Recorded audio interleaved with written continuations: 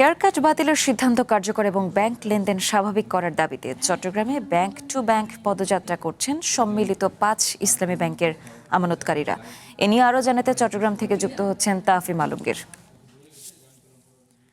তাফিম, আমানতকারীদের পদযাত্রা কি চলছে আর তারা কি বলছে এই বিষয়ে? আমাদের বিস্তারিত আপনার কাছে যা যা তথ্য আছে জানাবেন। নগদ নিয়ে এলো হার না মানা হার অফার। সর্বনিম্ন ১০,০০০ টাকা রেমিটেন্স নগদে পাঠালে থাকছে স্বর্ণের হার জেতার সুযোগ।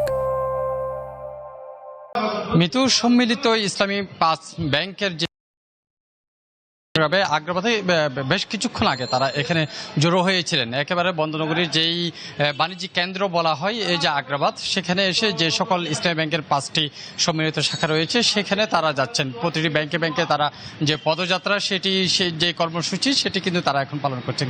কিছুক্ষণ আগে আমরা দেখেছিলাম তারা ইউনিয়ন ব্যাংকে গিয়েছিলেন, সেখানকার যে সকল কর্মকর্তা আছেন তাদের সাথে কথা বলেছিলেন এবং তারা যে দাবি দেওয়া সেগুলো মূলত তারা তাদেরকে বলে আসছেন যে তারা জানাচ্ছেন যেই সরকারের হেয়ার কাট বাতিলের যে ঘোষণা এসেছিল বা যে মৌখিক ঘোষণা এসেছিল সেটি যাতে একেবারে বাস্তবায়ন করা হয় বা একটি পূর্ণাঙ্গ একটি প্রজ্ঞাপন জারি করা হয় সে বিষয়টি নিয়ে তারা কথা বলছেন। এবং আমি এখন যেখানে রয়েছে গ্লোবাল ইসলামী ব্যাংক, তারা এখন সেখানে আছেন।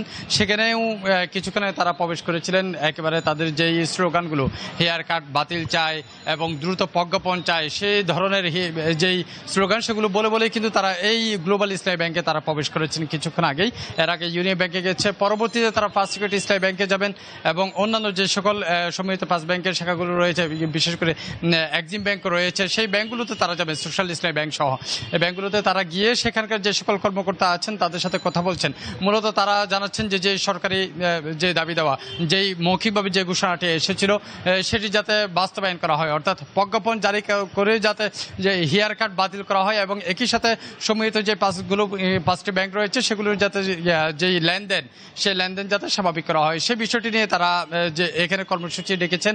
এবং একই সাথে আমরা দেখেছিলাম যে গত কিছুদিন আগেও, কয়েক মাস আগেও কিন্তু চট্টগ্রামের বিভিন্ন জায়গায় এই সম্মিলিত ৫ ব্যাংকগুলোতে তারা গিয়েছে, সেখানকার যেই লকডাউন কর্মসূচি সেটির তারা ডাক দিয়েছিল এবং এই ব্যাংকও কিন্তু তারা কিছুদিন আগে এসে যে গ্লোবাল ইসলামী ব্যাংকটি রয়েছে সেখানেও কিন্তু তারা তালা ঝুলিয়েছিলেন এবং অন্যান্য ব্যাংকগুলোতে শাখা যে সকল শাখাগুলো আছে সবগুলো শাখাতেই কিন্তু তারা তখন এই ব্যাংকগুলোতে শাটডাউন কর্মসূচির একটি অংশ হিসেবে সেখানে ব্যাংকের গেটের মধ্যে তারা তালা ঝুলিয়েছিলেন এবং পরবর্তী সেখান থেকে তারা নেমে এসেছেন। অর্থাৎ তারা বলতে চাচ্ছেন যে ব্যাংক যে কার্যক্রম সেটি যাতে স্বাভাবিকভাবে করা হয় এবং কোনো বিঘ্ন যাতে না ঘটে সেক্ষেত্রে তারা সেই সুযোগটি দিয়েছিলেন।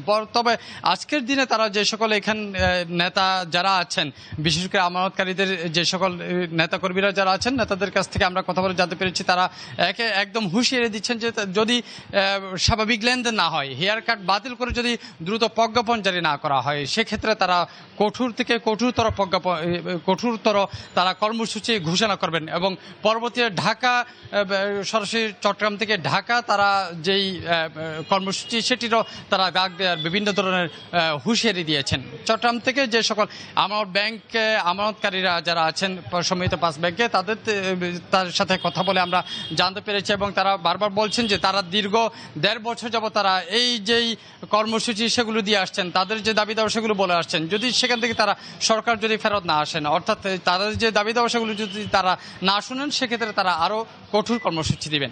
এই ছিল আমার কাছে থাকা সবশেষ খবরাখবর। মিতু, ধন্যবাদ আপনাকে তাফিম।